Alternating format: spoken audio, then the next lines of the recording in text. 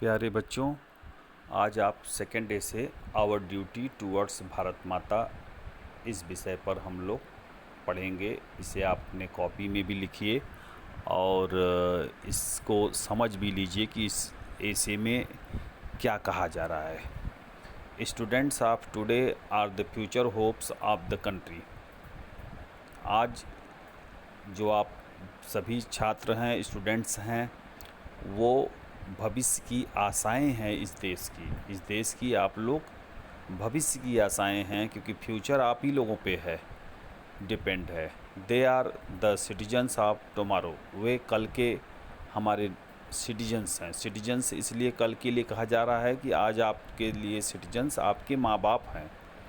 जब आप भी बड़े हो जाओगे, एडल्ट हो जाओगे और वोटिंग पावर आपको मिल जाएगी, तो आप भी इसी के सिटीजन माने जाओगे।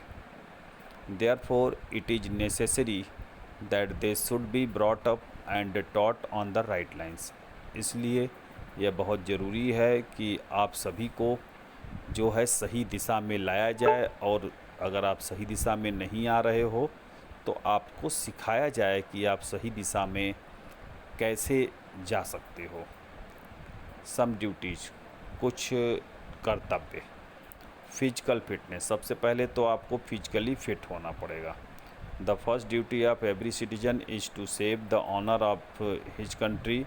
It can not be done by a weak person.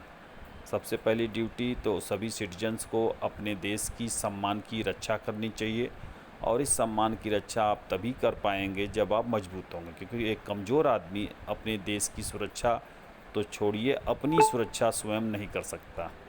A weak man can do nothing. एक कमज़ोर आदमी कुछ नहीं कर सकता। So it is the duty of a student to keep himself healthy.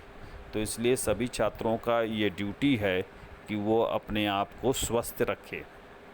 For this the students must regularly attend the games. और इसके लिए स्टूडेंट्स को हमेशा कुछ न कुछ आउटडोर गेम्स खेलना चाहिए। सेकेंड है studies. The school duty of a student is to devote his attention towards his studies. School duty के तहत उसका ये कर्तव्य है कि वह स्कूल में जाता है तो उसका सारा ध्यान अपनी पढ़ाई, अपनी स्टडी की तरफ होना चाहिए। It is his education for which his parents send him to the school.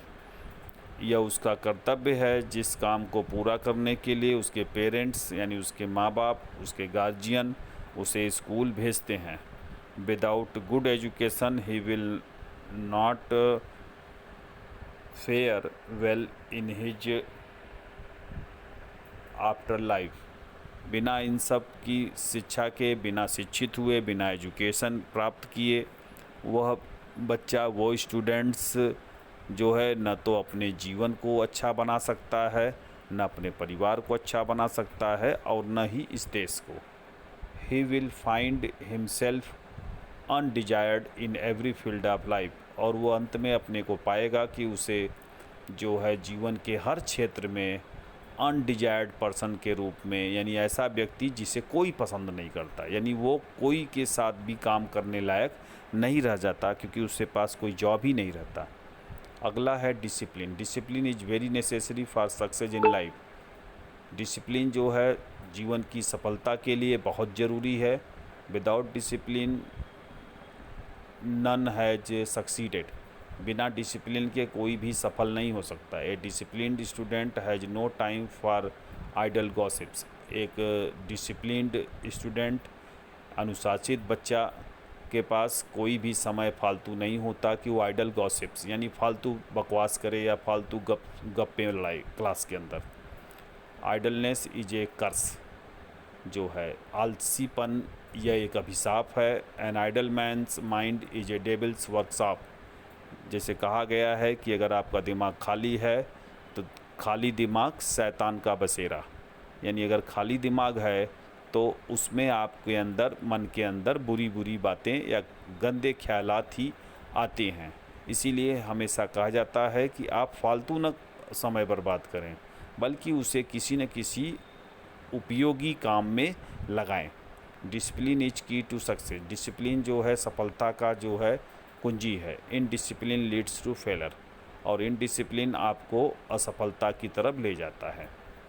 अंतिम है कंक्लूजन। इन माय ओपिनियन, मेरी राय में student life is nothing but a preparation for the future life. मेरे विचार में स्टूडेंट लाइफ और कुछ नहीं है बल्कि भविष्य का लाइफ सिक्योर करना, अच्छा बनाने की तैयारी ही है। यानी आपको अगर अपने भविष्य में अच्छा करना है तो उसकी शुरुआत अभी से करना पड़ेगा।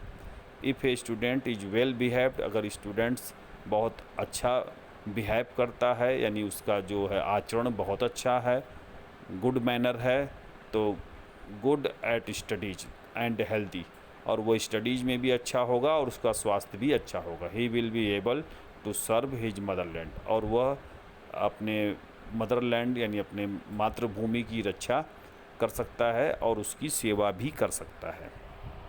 तो बच्चों, इस तरह से आपने देखा कि ये ऐसे मैंने कंप्लीट करा लिया है, इसको आप अपने कॉपी में भी लिख लें।